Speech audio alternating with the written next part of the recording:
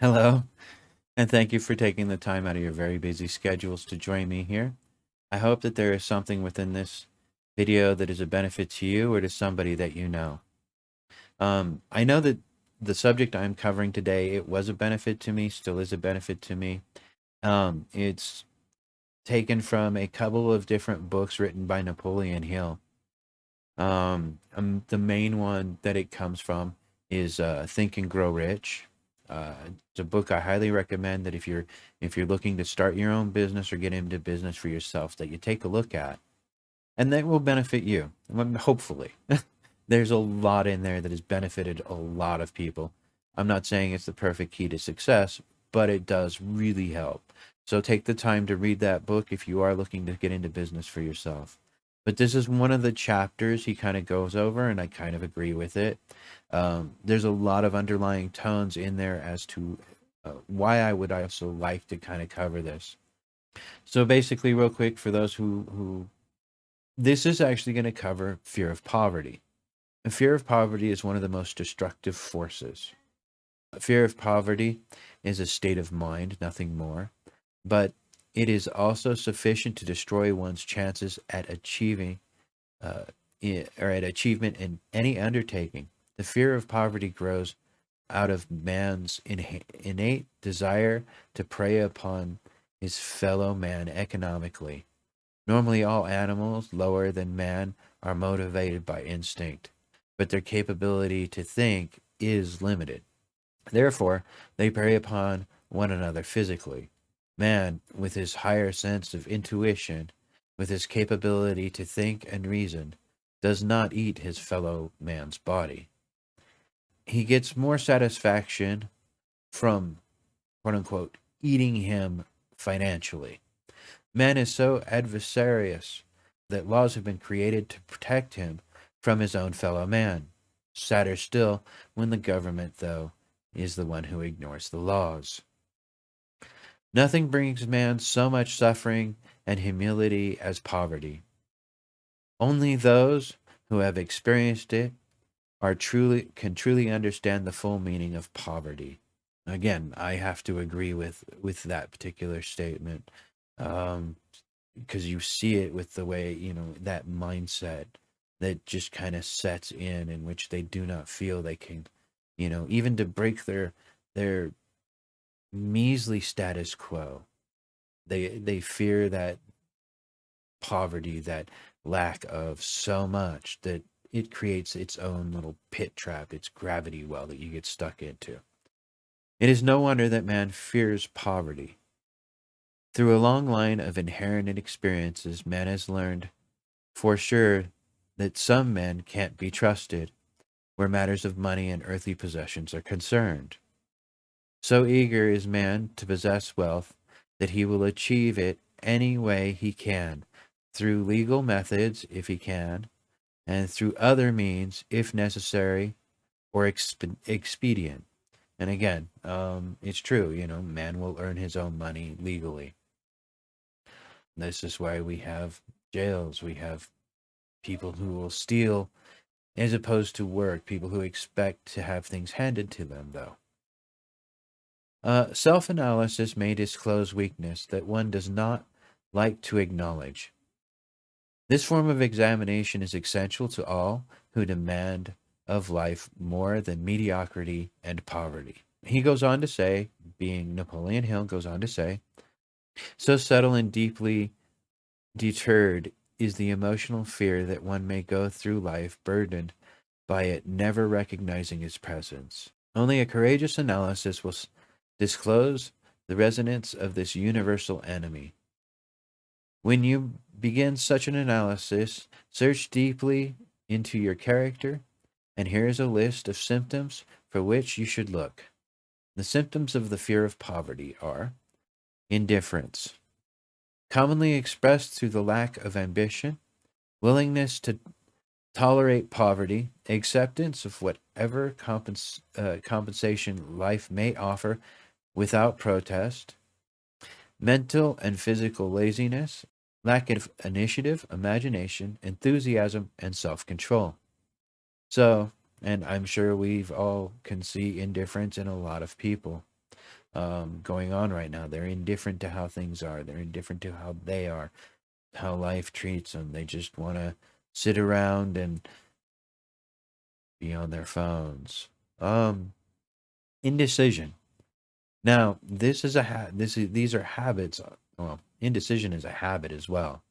The habit of permitting others to do one's thinking, sitting on the fence, kind of person. They're just indecisive about everything, and they continue that, and it's a habit that kind of goes on where they don't act. They keep themselves from moving forward. It just, I'll do it tomorrow. Kind of attitude comes with that indecision. So when you're looking into yourself to see if a fear of poverty is stopping you, these are again two of the things you want to look for. Another one is doubt. Generally expressed through alibis and excuses designed to cover up, explain away, or apologize for one's failures. Sometimes expressed in the form of envy of those who are successful or by criticizing them, doubting that you can do the same thing. Most people really can. Just if you put the effort out there, you actually do it. To not, and again, not be the smartest person in your circle of friends, not be the person who earns the most money in your circle of friends. Um, those are things, your friends would help create that doubt, in you, to not take those risks, to stay where you are, to stay indecisive and on the fence. The next one that is covered here is worry, usually expressed by finding fault with others, a tendency to spend one's income, neglect of personal appearance, um, scowling and frowning, intemperance in the sort or intemperance in the use of alcoholic drinks, sometimes through the use of narcotics, nervousness, lack of poise, and self consciousness. And these are all, again, parts of worry. So when you're looking at yourself, are you the key factor holding yourself back from your own potential, your own success? Is worry part of it? Is that what keeps you from going? And sometimes, just doing will get rid of that worry as well, that nervousness, that lack of self confidence in yourself. Most people really can do and set out to do to be successful, especially in America, where it's no matter what, there's always fertile ground. There's always opportunity for you to be able to find and build your own success. Now, the last thing that Mr. Hill will covers here is overcaution and the habit of looking for the negative side of every situation, thinking and talking of possible failure instead of concentrating upon the means of succeeding. And again, yeah, your circle of friends would help maintain that. Um, Knowing all roads lead to disaster, but never searching for the plan to avoid failure. And even if that's the case, sometimes those hurdles in the road are actually what help you become even more successful as you are on your journey to be successful. Waiting for the right time to begin putting ideas and plans into action until the waiting becomes a permanent habit. And this kind of goes with that indecision as well. They all do have some sense of kind of tying together. Um, Remembering those who have failed and forgetting those who have succeeded. Again, oh, well, look at all these people that have tried doing this or tried doing that and they failed. And, I don't think I could do it. Oh, but, turns out that if you were to have actually tried, you would have found out that, yeah, you could have done it because there are those who do succeed in doing it. Too many people give up before they reach their ultimate ends or their goals. Too many people give up on their goals. This is why I always, why I recommend that you set your goals for 90 days and adjust. Yeah, you have 5-year goals, but you want to set 90-day goals. And you want to adjust and tweak when you hit that 90-day goal, self-analyze, self-evaluate. Did you make those goals? Did you achieve those goals? How could you change it? And what is holding you back from actually having achieved those goals? Was there some habit that you need to get rid of? It is keeping you from obtaining those goals. Seeing the hole in the donut, but overlooking the entire donut. pessimism, leading to indignation, poor emulation, because again, you that one's critical because when you're on the road to success and you're following someone who's been successful, you do kind of want to emulate what they did and not think I have a better plan or I have a better way of doing what they did to get to where they're at. Auto intoxication, bad breath, and a bad disposition. Believe it or not, especially if you're in sales, bad breath and a bad disposition, and you're just going to sink yourself. If you are in business for yourself, again, you are that front person, and you'd be surprised how much a bad breath can actually kill a deal. It really can. Um, so this is all part of the rot that has also befallen America as well. Procrastination. The habit of putting off until tomorrow that which should be done today. Or better yet, as he put it, what should be done last year. Um, that is something most people have the toughest habit with that I have come across. Procrastination. Accountants, everybody. At least as an accountant, I've always found setting myself that deadline, I was able to get things done by that deadline. As long as I have a deadline set, I'm good. I'm good as gold, but that's for me. That's not for everybody. And too often you given and you have to set your own deadlines. Again, setting your own goals. Uh, Going back, spending enough time to in creative alibis and excuses to have done the job. Again, and he goes on. This symptom is closely related to overcaution, doubt, and worry uh, of spending creative alibis and excuses when you could have had the job done by then. That's another one I've seen a lot of people do. Oh, there's this reason or that reason. But if you just done the job instead of coming up with the creative excuse, it'd be done. Refusal to accept responsibility when it can be avoided. Willingness to compromise rather than to put up a stiff fight. That's one that America suffers from right now really badly. The average American person would be rather put up with or compromise than put up a stiff fight. Vaccination mandates.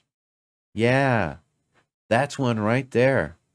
Now, I did notice it at the hospital. There are plenty of people who told the hospital, no, they're not taking it. And the hospital fired them. Guess what? Hospitals shouldn't suffer in customer service areas.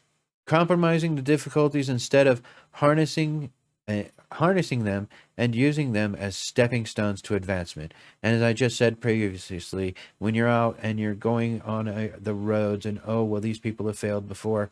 Well, maybe their failure at what they did is your opportunity to not only overcome their obstacles, but to turn them into bigger successes for you than they ever would have been for that person had they overcome the obstacles.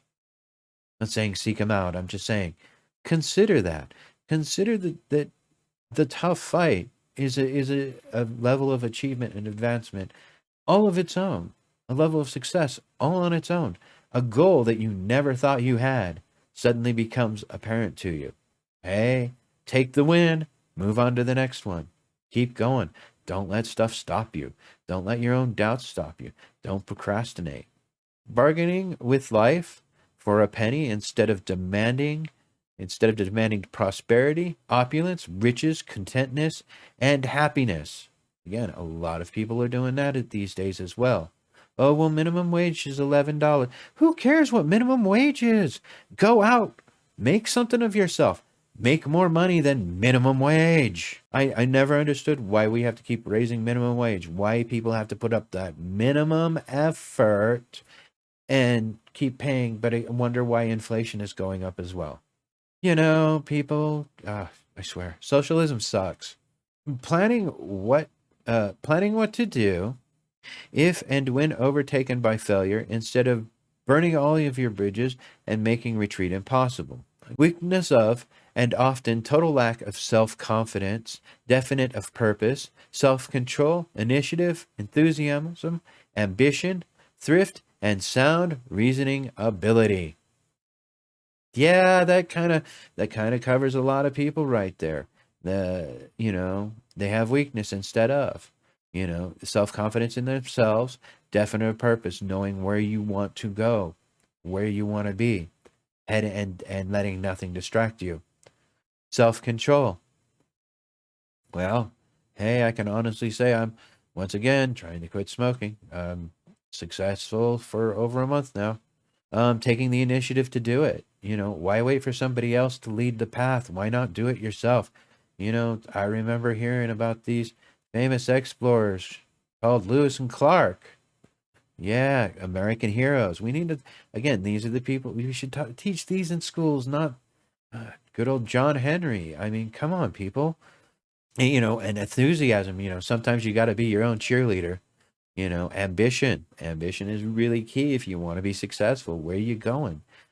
So expecting poverty, you know, this is another problem. Expecting poverty instead of demanding riches, demanding your success. But in order to demand your success, are you putting the effort to have earned it? Sometimes you've got to put the effort in before you can make the demands. And here, association with those who accept poverty instead of seeking the company of those who demand and receive riches. Again, are you the richest person in your mind group, in your circle of friends? Because if you are, you need some new friends. Honest. Don't let this time of lockdowns keep you from making new friends. Napoleon Hill then goes on. That goes with you earning within $2,000 or $3,000 of the people that you most closely associate with. Again, so if you're the top earner, you're not going to be making you're continuing that poverty mindset. Go out, seek people who make more money than you, and be friends, network with them. Networking is a really important skill that everybody should develop. It's supposed to be a skill that we develop in school. It's funny how they don't really teach us to network. They just kind of let us do us on our own. And these days, they're trying to brainwash your children into things. I can say that. I still have a kid in school. So I want to say that this came again from the book of Think and Grow Rich, written by Napoleon Hill. I recommend that you read it. If you have not read it within the past year, I recommend that you read it again. It's a really good book. It says a lot of positive things without going off the deep end like some books or some things I've read. It definitely keeps itself grounded in reality. Equivalent exchange, keep in mind. What are you willing to sacrifice to get what you want? There is an equivalent exchange of energy within the universe overall, whether you believe in a creator or not. It is science of energy and has an equivalent exchange in it. Reality, looking for your own successes and riches, an equivalent exchange of effort put into it for the amount of money you want to make. Proverbs 14:23, in all tolls there is profit, but merely talk tends to only poverty. Nothing makes a man more reverent than their library. 1921, Winston Churchill. With that, I want to say thank you very much for taking the time out of your very busy schedules to join me. I hope that the topic here, the fear of poverty, is a benefit to you or to somebody that you know. Thank you very much. Please leave a comment down below, like, subscribe, and share this video. With that, I want to say peace and God bless America.